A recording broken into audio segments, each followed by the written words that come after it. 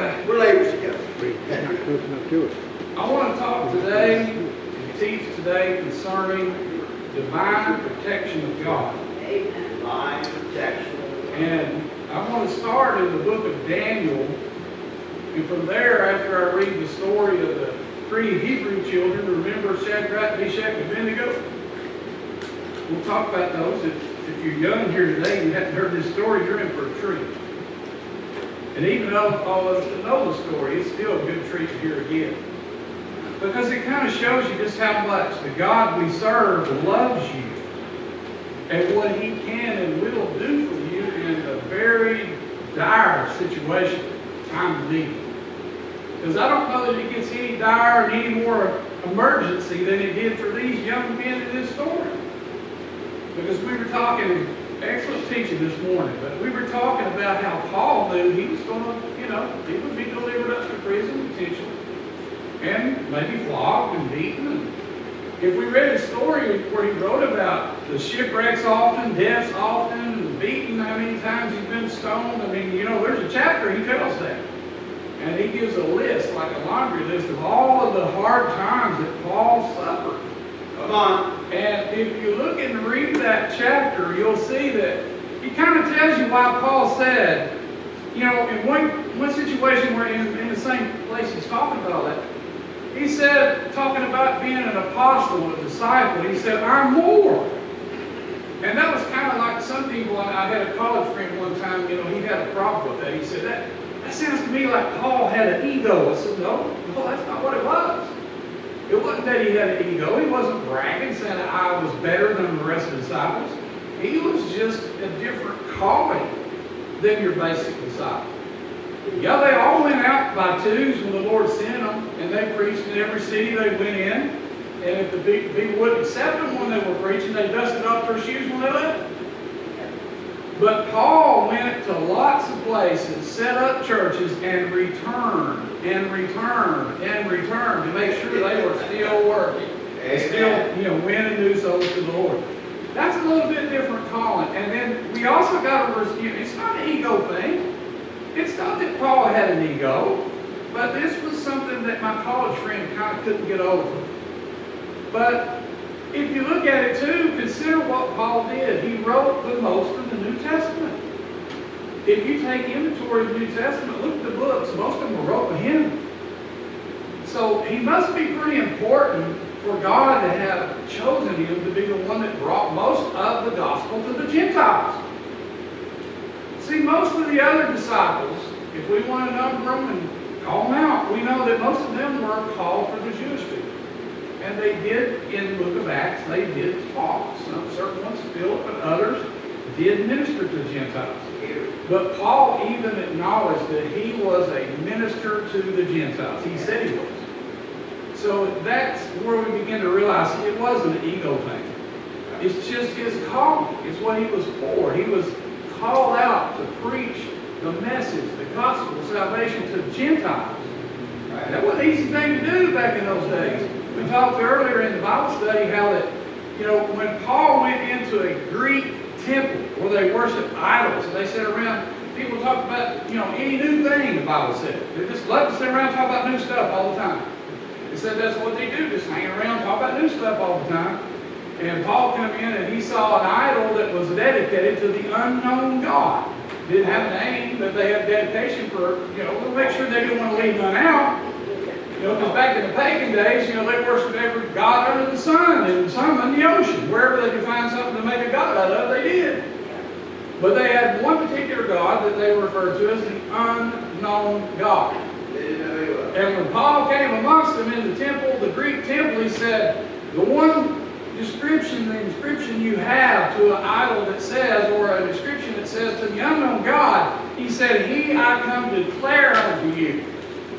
And he went on to talk about how that God, being invisible and unknowable, most people don't really, we don't see him. Like we do ourselves, we realize the Bible says God is invisible. And a lot of times we don't see the actual appearance except for when we see God, His action. His actions is what we see. And Jesus compared the Spirit of God to the wind. He said, you see the wind blowing and listeth and the that you don't know. You don't realize that is how the Spirit of God operates. We don't see it because wind is invisible, but it makes action, doesn't it? It causes things to happen. It makes things move. It makes things happen. It makes you feel good too. If you're outside working in the hot sun, you feel a good cold breeze. Boy, that feels good. So I'm just saying that is one thing that Jesus himself compared God, his Spirit, to the wind. He like the wind. That's an invisible thing. So that's how that we see that God is not as visible to us as we are to each other. We see each other pretty often. In church, every time we're here, when we're out in public, we see each other. But we really don't see God until we see him operating through one of us or others. When we see people rejoicing. If you see somebody really get happy in God, lifting their hands to God, maybe they run the aisle or something. I'm not saying that's the only way God operates. I'm just saying it's just one of many. But it is a good indication that comparison to the invisible God being like the wind is moving among you. And he's touching. He's causing people to have action and react to having the Spirit come in and do something for them. It's awesome. But I want to talk about the divine protection. I could get up here and talk about the Spirit of God, how he operates, but that's not my message. I just get on it a little bit. I got to detour and go back to what my message is, the divine protection of God. And I want to start in the book of Daniel, chapter, looks like 3. And I don't want to read that whole chapter, but I've got to read for at least half of it to get the story. Nebuchadnezzar was the king of Babylon. He had put forth a decree that if you did not worship this golden image that he had set up, when the music of Babylon was played, if you didn't worship that image, you would be thrown in a fiery furnace. That's pretty serious punishment. Bad enough to be handcuffed, took to jail, and say you got to do some jail time, maybe 30 days, we'll let you out. But this is serious. You're going to be thrown in a fiery furnace if you don't do this. So this is what was, and it's also been said, if you know the history on it, historically says that golden image he set up was approximately 666. 666 is found in the dimensions of that image. That's just something I threw in there for a call. Then Nebuchadnezzar, in his rage and fury, commanded to bring Shadrach, Meshach, and Abednego. Now, these were 3 Jewish friends of Daniel. They were younger than Daniel, but they were Jewish, and they were all men of God. Young, but they were men of God. Then they brought these men before the king. Nebuchadnezzar spake and said unto them, Is it true, O Shadrach, Meshach, and Abednego, do not ye serve my gods, nor worship the golden image that I have set up? Now, if you be ready, that at what time? In other words, he's going to give him a second chance. Yeah. Okay, it's like you go to court and you're stood before the judges and they're to say, okay, did you commit this? I'm going to give you a chance to admit, did you or not? And then if you still did it, then, we're going to pay consequences. So he said, now, if you be ready that at what time you hear the sound of the cornet, the flute, the harp, and they had an orchestra, didn't they? Sackbut, psaltery, dulcimer, and all kinds of music. I wish we just said all kinds of music. Would have shortened that list. All kinds of music, you fall down and worship the image which I have made. Well, but if you worship not, this is where it comes. This is it. This is the catch-21. But if you worship not, ye shall be cast the same hour into the midst of a burning, fiery furnace. And who is that God that shall deliver you out of my hands? Nebuchadnezzar is a type and shadow of the beast to come. I could talk on that for hours, but I'm just giving you that much of a hint. You can go back and find the types and shadows of Jesus. We can go all the way back to Genesis and find types and shadows of Jesus, and then we can also find types and shadows of the beast. He's in there if you know where to look. Anyway, he's one of them. That's Nebuchadnezzar, type and shadow. Shadrach, Meshach, and Abednego answered and said to the king, O Nebuchadnezzar, we are not careful to answer thee in this matter. If it be so, our God, whom we serve, is able to deliver us from the burning, fiery furnace. Now that's some faith right there. Yeah. We're talking about faith a minute ago. You got to have some faith that you believe that the God you serve is going to deliver you from this kind of a punishment. That's awesome. He will deliver us out of thine hand, O King. But if not, this is good. I love this part too, because what we're saying is what the brother taught this morning. It's what we all talked about. If you realize that maybe God is not going to, it might be your time to go. You've done your work, you've done your ministry, you're done. And if you are done, then we need to know what we talked about this morning. That if you do die, you know that henceforth is laid up for me a crown of righteousness. And not for me only, but for every one of them that loveth the Lord. That's what Paul said. And in Revelations, that's what we read what John said. If you be faithful unto death, you will receive a crown of life. There you go. That's what it's all about. Is if we don't get deliverance, we know that's what's going to happen to us. We're going to have that promise. He goes on to say, be it known, King, that we will not serve thy gods, nor worship the golden image which thou hast set up. Then was Nebuchadnezzar full of fury. Did that make him happy? That didn't make the king happy. I mean, this was the king's decree. He wanted this to be followed. And this was not just for the Babylonians. This is for anybody who lived in Babylon. Whether you were Babylonian or not, you had to follow the king's law. And the form of his visage, that's his face, was changed against Shadrach, Meshach, and Abednego. Therefore he spake and he commanded they should heat the furnace 7 times more than it was once to be heated. Now that's what the king wanted. Not just to throw them in the fire, but make it 7 times hotter than it was supposed to be. And he commanded the most mighty men that were in his army to bind Shadrach, Meshach, and Abednego, and to cast him into the burning fiery furnace. Now get this picture, 7 times hotter than it's supposed to be. And these men that are most mighty men that he had in his army. I mean, I guess he kind of thought, we're going to make sure these guys, if they get scared at the last second, they ain't going to get away. They're not going to run off like rabbits. We're going to get them and throw them in there. So what happens? The mightiest men he's got is taking him right up to the mouth of this furnace. It says, then those men, these men, were bound in coats and posing in their hats and their other garments and were cast into the midst of the fiery furnace. Therefore, because the king's commandment was urgent, the furnace exceedingly hot, the flame of the fire, what did it do? It slew the mightiest men that the king had, that threw them in. That's how hot it was at the mouth of this furnace. It slew them, burned them right in their tracks. But we do know that the 3 Hebrew children were cast in there. What happens? Let's keep reading. Goes on to say, and the 3 men, Shadrach, Meshach, and Abednego, fell down bound into the midst of the burning fiery furnace. So far, so good. I mean, it's already burned up the mightiest guys that Babylon had to throw them in there. Before they even got into the fire, they're burned up. Now we have the 3 Hebrew children are in the fire, and they're not burned up yet. Now, stick in there. Stick clicking.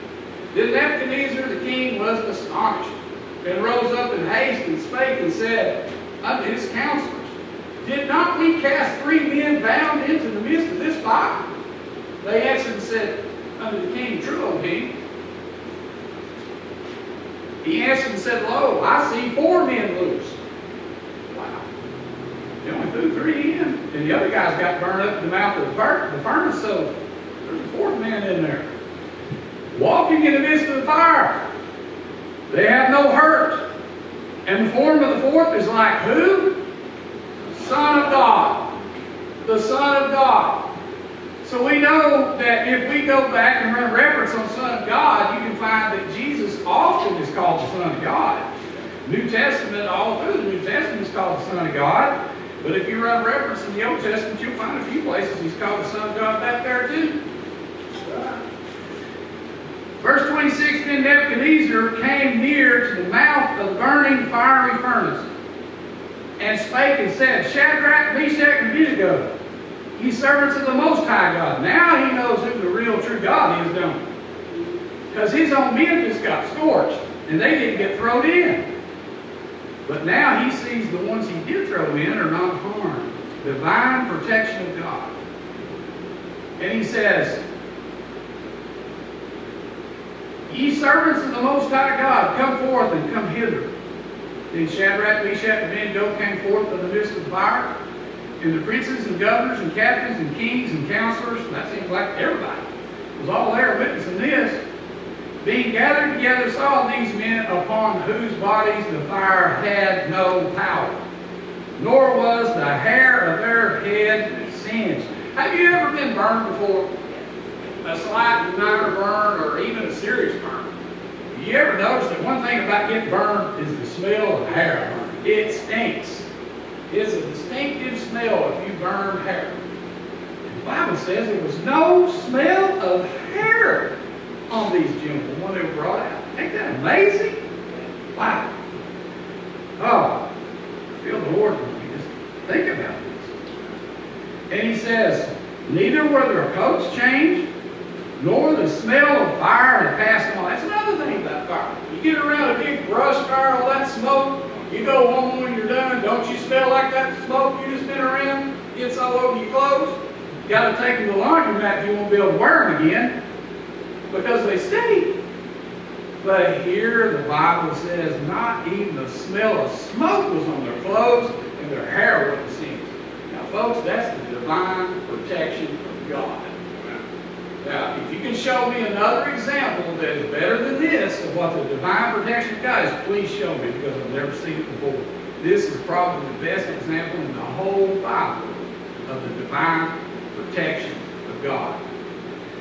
I say that to say this, and the story goes on, and we can read more about this. I want you in your time to read it.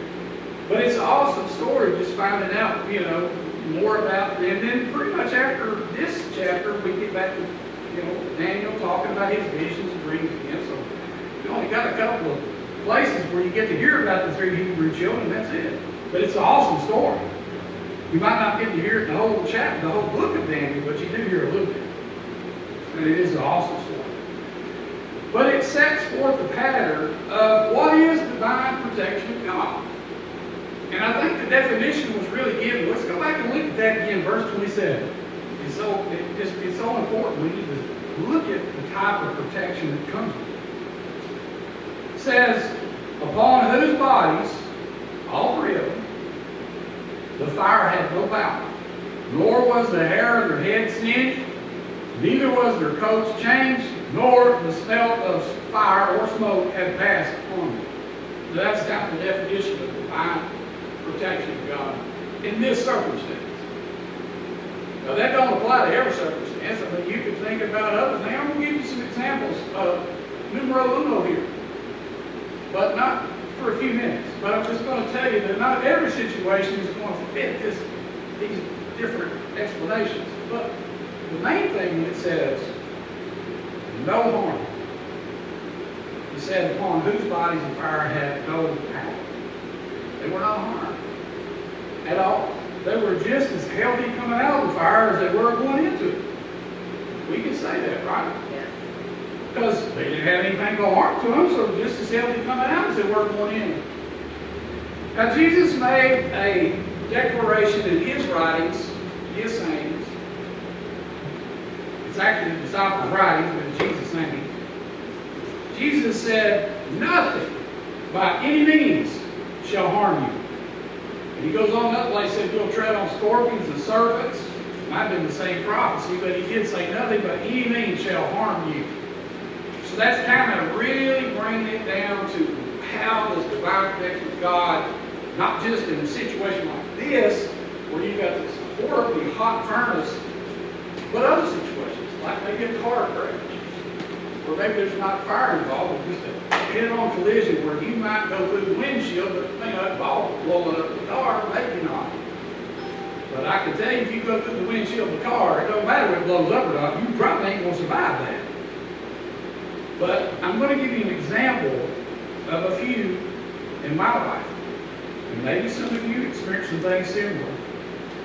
But since I was a child, and I believe God had his hand in my life because he had plans for me. He had plans for me to be a minister at some time in my life, and they didn't know whether I would be one. I was like every other child. I grew up liking art, which some kids do, but I did. I love to draw and paint, do all kinds of artwork. And I like comic books. I had all kinds of interest of that nature. But I never knew in those days that God had his hand on my life because he was going to make me a minister someday. Sometimes kids get in trouble. Sometimes kids will have bicycle accidents or fall and knock out their teeth or whatever, but they need God to watch over them. Because sometimes they'll get into things they shouldn't do and get them in trouble. The parents are not always able to be around them 24/7 when they go out and play, sometimes out in the neighbor's yard or in the woods or whatever. Parents ain't around. So those are times when, who knows what could happen. Maybe we can only guess.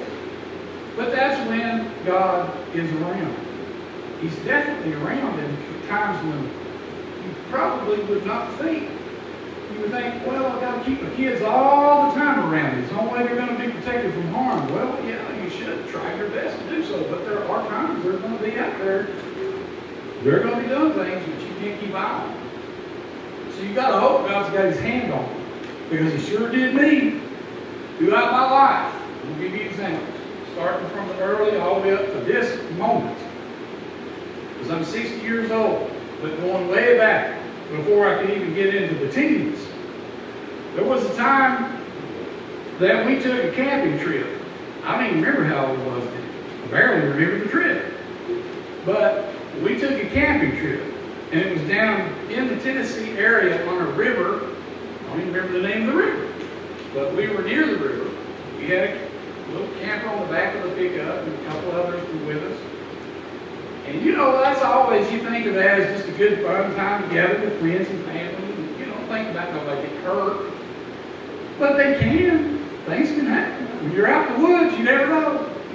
But as kids do, I wandered off with a couple others, and we went to this little creek we found, and it had a waterfall.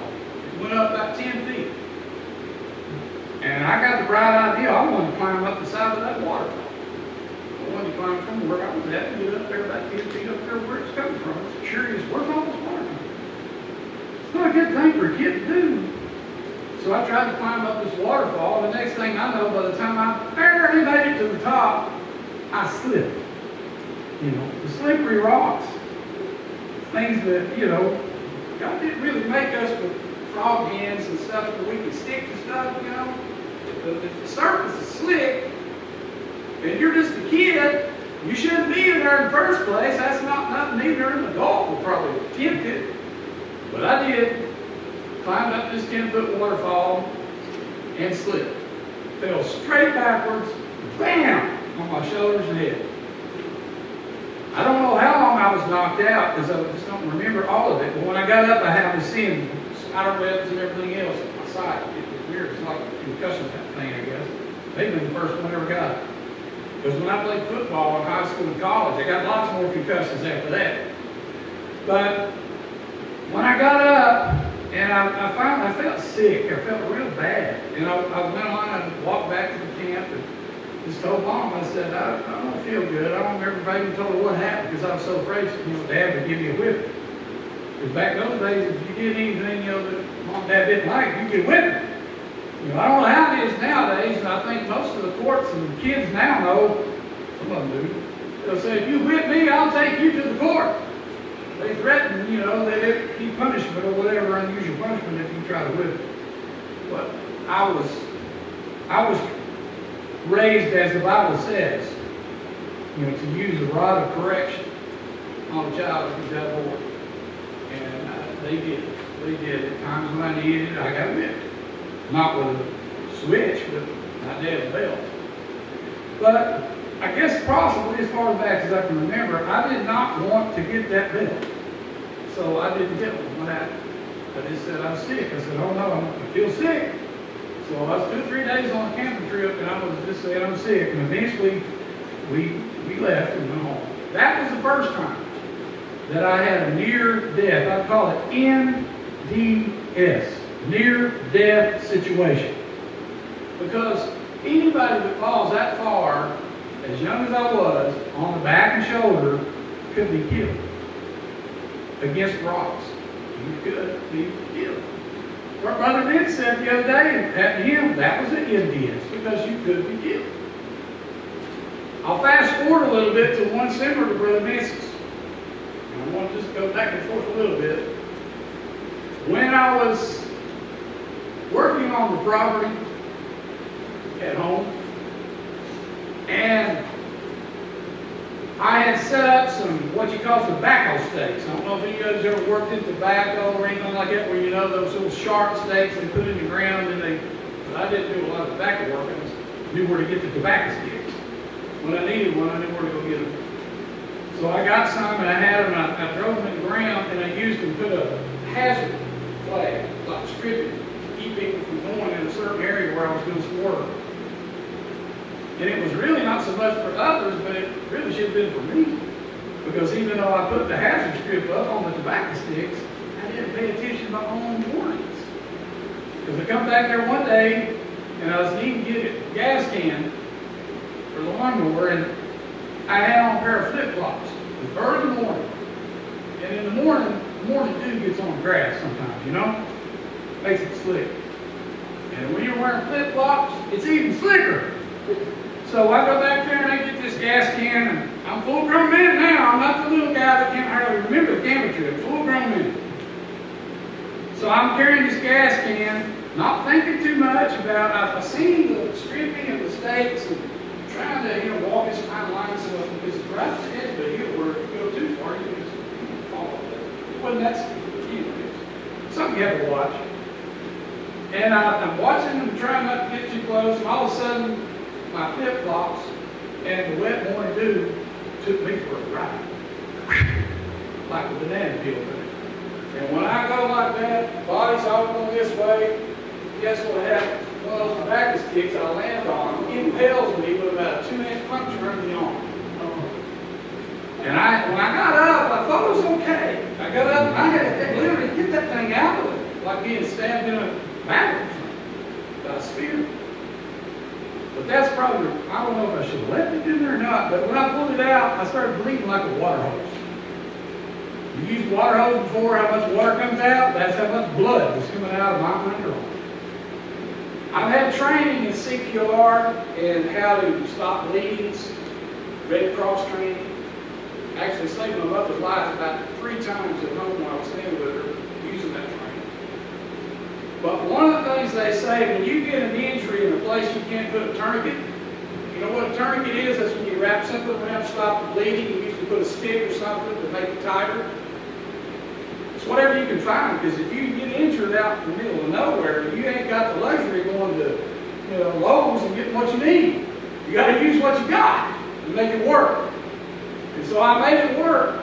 But in that situation, though, when you're injured under here, tourniquets don't work. There's only one way to stop bleeding when it's under here. Squeeze. That's it. If you take Red Cross training, that's what they'll teach you. Because that's the only way you're going to stop a bleed like that. Because tourniquets don't work under here. You got it? Squeeze like that. By that time, whenever the blood was coming out like a water hose, this whole side of my body was just covered in blood. It's drenched. And so I'm sitting here and remembering my training, and I'm thinking, God, I need to call some help. And I look down the hill at the property, and it goes downhill. It's about as far as the length of the church down there, where the pole is at. That time I didn't have a cell phone. But I began to look down that way, and I got to thinking, if I walk all the way down there and have to walk all the way back up, all that stress I'm going to be put under, I'm liable to bleed to death. So my thought was, no, can't go down there. Neighbors lived up the road about from here to that door back there. And the level of the road was about the same. Maybe a little bit steeper, but not quite much different than that. So it meant more to me just to walk that far and not risk bleeding to death, going down the hill and back up again. Well, that makes sense. Some of these things you don't think of when something like that happens, but you got to think straight. You can't panic. If you get injured like that, the last thing you can do, panic. Because panic mind will cause you to die. You got to think straight. You got to remember any training you've had, and then you got to stay calm. And so anyway, I go to the neighbor. First thing was, I bled all over her white painted porch. I mean, I had it scattered blood everywhere, and I'm thinking, all right, I might come back and clean that up. but she wasn't home. So then there was another neighbor just a few feet away on the other side, and I went to him and thank God somebody was home. So he saw what was happening. He said, man, you're in trouble, ain't you? I said, yeah, I bleed pretty bad here. He called an ambulance. Takes an ambulance anywhere from 15 to 20 minutes to get where I live. So you got to remember, I already been bleeding at that time, about 15 to 20 minutes, maybe 30. I don't know how long it takes the body to bleed to death, but I had done what I did to stop it from bleeding.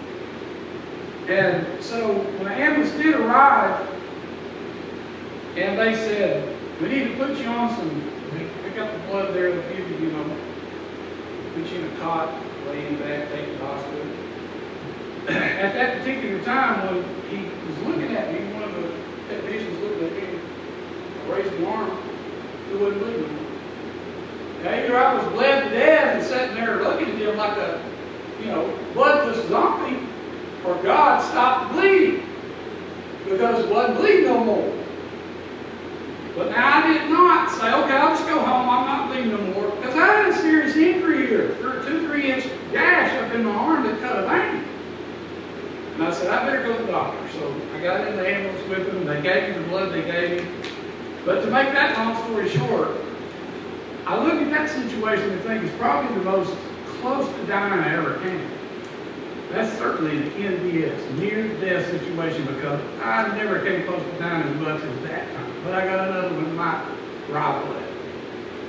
But, you know, when you bleed like that, if you don't remember any training and knowledge you have about how to save your own life or other people's lives, and you panic, you'll die. Can't panic. You know, I've got to keep clear, straight head. So anyway, that situation worked out. And like I say, the bleeding had stopped. I think they gave me a little over a quart of blood. I think there's 8 quarts in the human body, so it didn't bleed at all. But went to the hospital, and I ended up going to 2 hospitals. And the ambulance took me into Morristown, and from there they sent me to an hospital. So I was all over the place, going to some place that would give me stitches. And I'm thinking, you know, what is it? Just a 2 inch, 3 inch gash? Can't, you know, your basic doctor can give you stitches. But for whatever reason, it's $1,000 ambulance to one place and another $1,000 to another place, and they still didn't give me no stitches. So I went to the second place, and I was going for whatever reason. I think, as I remember, it's because I did not have health care insurance at that time. I didn't have a Medicare card like I got now. And one thing, if you don't have health insurance and you have a serious injury like that, they don't care to just let you lay there and die. It's a sad fact. But God is on my side, because I didn't lay there and die. The bleeding had already stopped. I was just simply hoping for somebody put some stitches in. I'm just sitting here waiting. I want some stitches. They cleaned me up. They got some of the dirt and everything was in it out. Got a gown on because the clothes were soaked.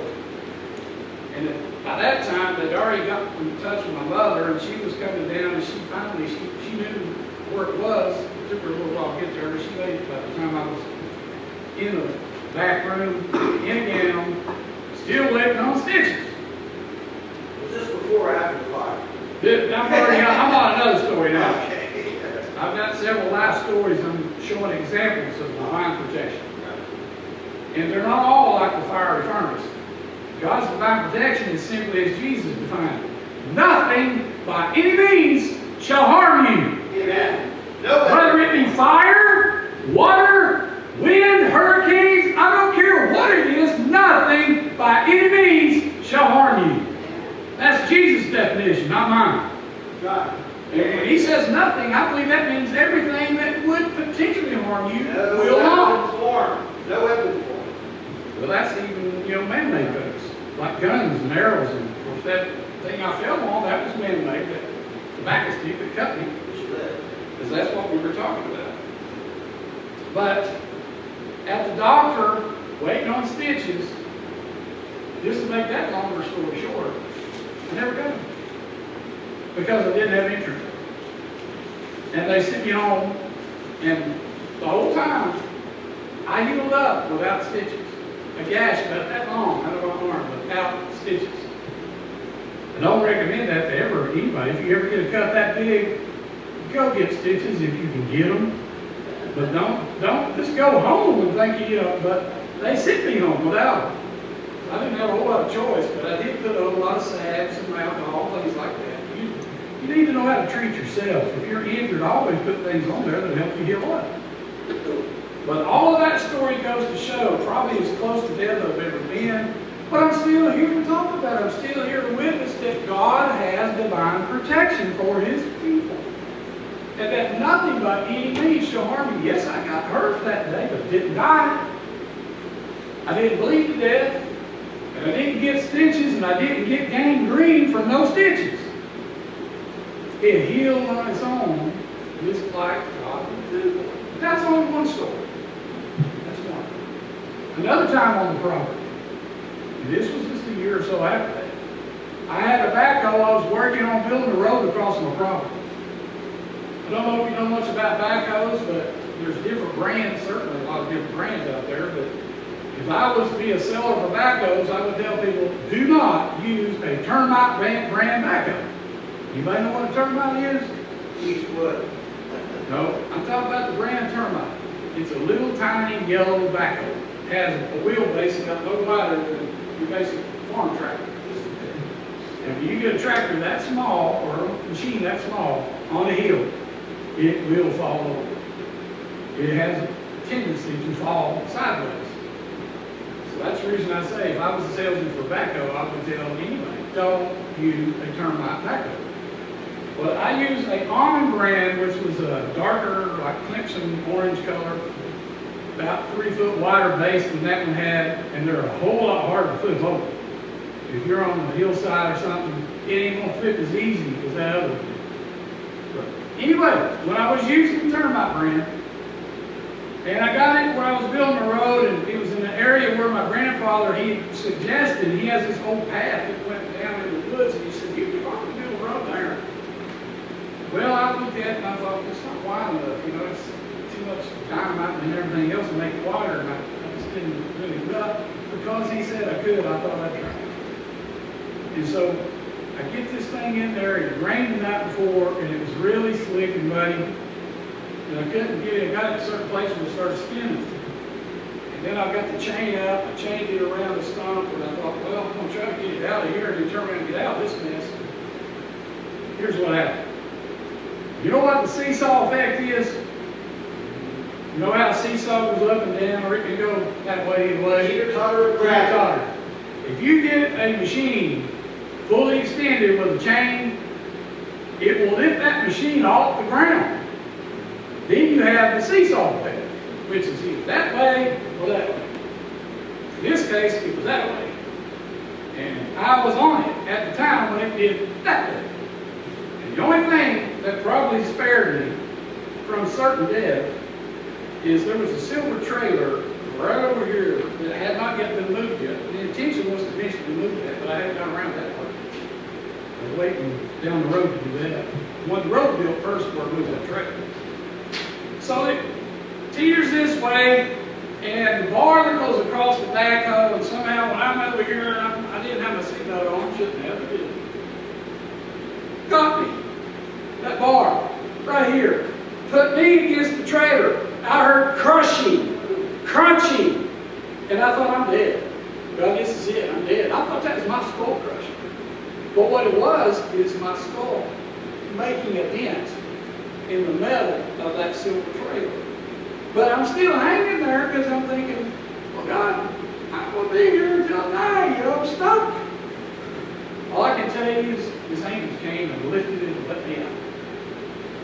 Because had they not, I would have never got out of it. I was pinned against that trailer, my head in that trailer, and I could not get out. He had to send something to open it up and let me fall out. Did I see something? No, but I certainly know the results. I fell out. Got up from that, looked around and said, started checking my head. I thought for sure my head's busted all to pieces. Not a crack, not a scratch, no blood, yeah, a few bruises. But can you imagine having that happen to you and you don't have a shattered skull? You don't have profuse bleeding out your nose and your ears and everything else. I'm talking about divine protection of God, where Jesus said, nothing by any means shall harm you. Not just the fiery furnace. Yes, that was an awesome thing. Here we have a backhoe. It has nothing to do with fire. But it certainly had something to do with killing me, because it had me pinned against that trailer and I wasn't going nowhere. I was like a mouse in a trap. You know, you ever caught a mouse in a trap? That's where I was going to be until somebody opened that trap up and let me out. I'd be right there. And when they come along, maybe a couple days later, said, Steve's not been to church in a while. And they come check on me. If oh my God, we found him dead hanging there on that trailer where it killed him. But they didn't. Because God, divine protection. That's the only thing I can say. It ain't nothing I did other than the fact that I'm a Christian. That's all I did is I become a Christian. And I love and believe in the Lord, and I know that that's one of the things and one of the many benefits of the Lord. Brother Ross back there has a lot of stories because he's been working in timber since he was knee high. Yeah. The Lord's brought him through a lot. Yeah. But now I say in another view of that, the Lord talks about, or it's in Paul's writing, Paul said, some tempted Christ and was destroyed of serpents. So I say that to say, you don't want to say, well, hey, you know, this is some awesome benefit that God's given me. I could just be like Iron Man. I could just go out there, you know, do all these things and not worry about it. You know, get in these death-defying, you know, motorcycle ride and all this stuff. You know, God's going to let me, you know, survive. No. I'm not telling you to do that. I'm not telling you to tempt Christ, because the Bible said those that tempted Christ were destroyed by serpents. Don't tempt Christ with the power He gives you with this kind of power. Just to say, you know, hey, wow, you know, I mean, I'm Iron Man, you know, I can fight Thor and Hulk and none of them hurt me. No. They won't, okay? No. But that's the point, is that you don't want to use the power that you have in a way that it's not protective if you use it in that fashion. It's more like a daredevil type thing, you know, just to show the world, hey, you do what you want to me. You shoot machine guns at me, you run over me, you do this and do that, it won't kill me. No, that ain't what I'm saying at all. I'm saying whatever happens to you, and most of the time it's accidents. Every single story I'm telling you is accidents. And the Lord protects you. If it's an accident, something that you just simply, you didn't, you know, as a little kid might climb that waterfall, pure curiosity, you know, kids will do it. But if the parents have been around, they say, get off of that, don't climb that. Well, they were not around, they were fishing. I ain't blaming them, I'm just saying, that's what happened. And I climbed that waterfall and fell. But I'm just simply saying that it's accidents. It's not doing it deliberately like it says those who tempted Christ were destroyed by serpents. You don't want to do it deliberately. You don't want to try to tempt and say, hey, look what I can do. No, don't do that at all. Just realize that if something accidentally happens, the sister talked about being in a car accident the other day. It shows it's an accident. That's when God can provide the divine protection that we need. But we never need to get kind of high-minded and think, oh, I think I can make money off this. I'll just go to the circus and show them they can't. They do whatever they want to do to me. You can't kill me. No, don't do that. Don't ever do that. It's for protection. It's for protection against accidents when you have an accident. And most recent, this happened a couple of weeks before it came up. I think I told Brother Steve, I don't know if Brother Beach, you heard the story about the lawnmower yet? Did you know that one? Anyway, I told Steve. And mowing grass, got back from the last trip up, and I'm mowing grass on my riding mower. And it got in a certain area where the hillside was about 3 feet high, kind of curved, you know. And it was getting stuck down there, and I thought, man, I don't want to get stuck in here. And even adults make bad decisions. Not just a little kid that walks in front of you tries to climb a waterfall, but this 60-year-old adult made a bad decision. Well, I thought, boy, I'll tell you what, I'm just going to goose that thing, I'm going to put it in high, and I'm just going to get out of here. When I done that, it just went right up that bank and went riding this thing good, Lord God. And then, bam! Comes down on the shoulder and slams this shoulder against that shoulder against the ground. And then the only thing I could do, my reaction was, I don't want this thing on me, so I kicked it off of me. The lawnmower went over and landed on its wheels. By that time, it was already quit, because most lawnmowers, when you get off the seat, they quit. I don't know if all of them do, I don't know if all brands, but I know mine does. If you're not sitting on it, it will quit. So it was already stopped, so there was really not a chance it could have, chopped me up, but I was not on the chopping side in the first place. I was on the steering wheel side, but it on me. And when I got up looking at it, just like the other accidents, I got up checking myself, trying to say, oh God, that hurt. Surely I've done something bad. I was feeling around for broken bones, cuts, and you didn't feel anything. And then I kind of, I didn't really feel, there wasn't no concussion type thing, because it didn't hit the head, it just hit the shoulder. And then I looked at the lawnmower, the steering wheel, it's got 3 spindle things that attach it. 2 of those were completely broken. Ain't but one hole in it. It's plastic. I know plastic's not as hard as steel, but plastic's still pretty hard to break. But 2 of those broke. Didn't break me, didn't break no bones, but it broke steering. And the lawnmower's still okay. Pretty tough lawnmower. I told that lawnmower, I said, you're about as tough as me because you're still running and I'm still running. We're both still able to function. But I say that because it's the divine protection of God. When you make a mistake, accident that happens, unless it's your time to go, and God says, your ministry's done, He's got more for you to do, He's not going to let your last thing on earth be known. Well, he got killed on a motorcycle, or he got killed on a flipped upside down lawnmower. Because I'll tell you something, folks. A couple years back, I used to visit the UPC church that my mother liked. And we were friends with some certain people there. The guy's about 10 years, about Steve's age, 10 years older than me. That man got killed on a motorcycle. Not a motorcycle, but a lawnmower. Same situation, flipped over on, I don't know if it chopped him or what, but he was killed on a flipped over lawnmower. So it can happen. It can. Now, I don't know, did he not have that promise active in his life as much as he could have? Maybe not. Because all I know is throughout my life, I have had many, what I call NDS, near-death situations. Any of them. And I'm still here to tell that. I'm still here to testify. I'm still here to give praise and glory to God, because God does this.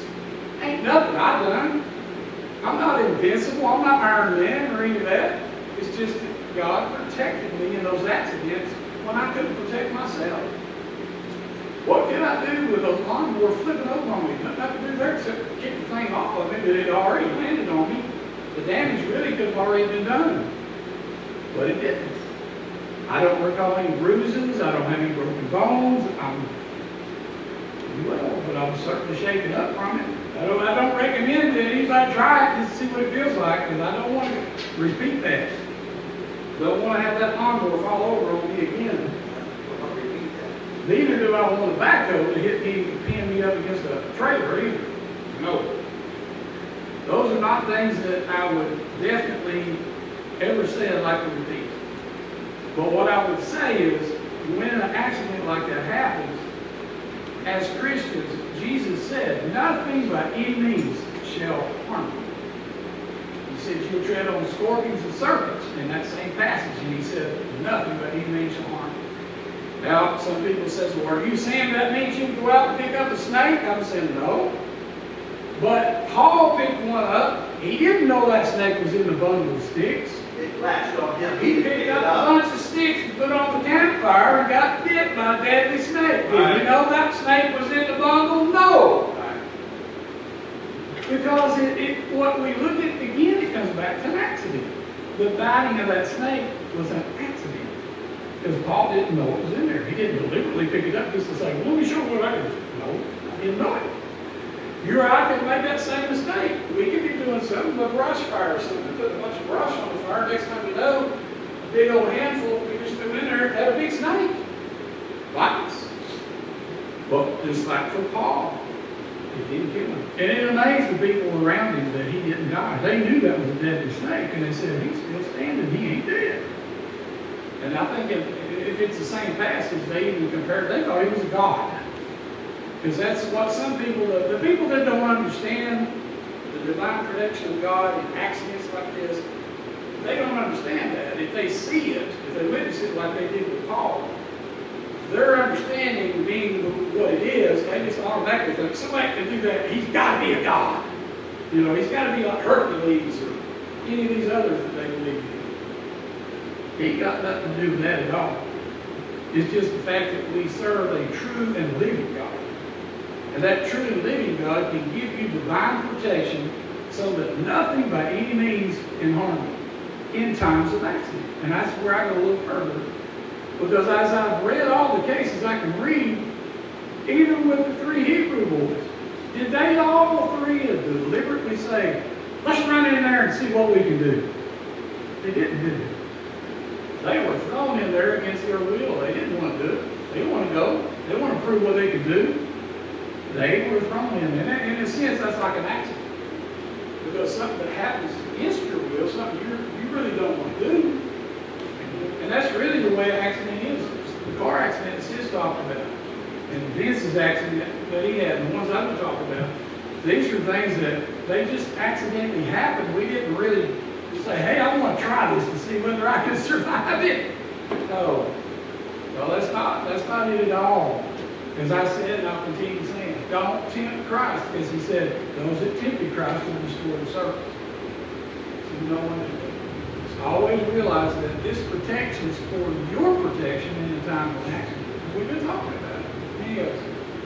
But it's good to know that's one of the many benefits of God, that he said it.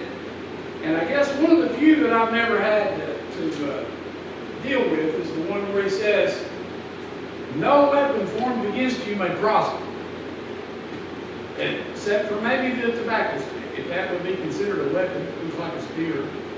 But other than that, prosper. Yeah, it didn't prosper because I'm still here talking about it. It wasn't my Waterloo. It didn't take me up under, you know. But I've not ever been shot or stabbed or anything like that you can say a weapon, a man-made weapon. I can say people that maybe that I admire, like those of you that not from Tennessee. If you are, you might know who Buford Bussell was. They made movies about him. He's one of the people that I admire. But he was shot and stabbed and nearly assassinated, I don't know how many times, and survived so many of those times. Until the very final time they sabotaged his car and he had an accident in Corvette and died. And then there's Sergeant York from Crossville, Tennessee. You ever seen the movie Sergeant York? Seen him? He's another person I admire from my state. And he was a Christian man. He belonged to a Church of Christ. It was not necessarily Baptist because they show on the actual TV when you see the name of the church, it's not Baptist. But he, as the story goes with him, he was given the Congressional Medal of Honor for what he did in the First World War against Germany. And he was shot at so many times, there was probably hundreds of bullets being shot in his direction, killing lots of his friends. If you watch the movie, you see a lot of his friends were killed. But he never got hit one time. I don't remember that movie ever saying he ever took a bullet. Now, if I'm saying, does that sound like somebody that fulfilled no weapon formed against you may prosper? Sure sounds like it for him, don't it? Because he was a righteous man. He was a Bible teacher. He belonged, I think, Church of Christ. It was a country church. They weren't recognized in the state. But most Church of Christ that I know down in London, there's one that has a big sign on the 75 highway up here. It says Acts 2:38. There are some that do. They're not ashamed to say that they believe Acts 2:38. So I admire anybody that take that stand and let people know. But I don't know if all Church of Christ do that. I don't know if Sergeant York's church did that. I'm just saying, maybe he was part of the culture he was. But he is one of these people that I would think fits that prophecy about no weapon formed against you prosper. So, but just in closing, I've been watching a lot of YouTube stuff here lately. I'm always trying to catch up on what I'm behind on. And I heard so many things that they were saying about what's going on over there in Russia right now. And whether these people that are, they bring all kinds of articles, news and everything. But most people that are talking about it says we could be days, weeks, no more than a year away from World War III. Because Russia was recently attacked by a drone attack on Moscow, and most of their people have been vowing that they are going to get revenge, and the revenge is going to be nuclear. And so they've already moved nuclear weapons into Belarus, which is a neighbor to Ukraine, the northern neighbor of it. And so all of this is building up to what it's been talked about for over a year. We've talked about it a little bit when we mentioned about the four horsemen of the apocalypse, and the red horse is the one that takes peace from the earth, because that's the horse of war. And when that red horse rides, there'll be no more peace. We got peace now. We've had peace for a long time. We've had little skirmishes here and there, Vietnam, and this and that. But we haven't had a world war for a while. But this is building up for a major world war. And if all that I heard on the news updates is true, it's not looking good right now at all. And I just simply say, I'm saying that because of what I just said. No weapon formed against you may prosper. So if we do have to go through such a time as that, I don't really believe if it's not any one of us in here time to go, if it's your time to stick around and witness to people during that time coming. God will allow you to survive a lot of stuff that other people just simply will not, because of that prophecy. And so maybe some people's going to have to take shelter here and there, do whatever they got to do. But I just know that things are not looking too good over in Europe. And I'm just hoping that part of the prophecy is going to be on our side, that no weapon formed against you will prosper. And that's about all I got today.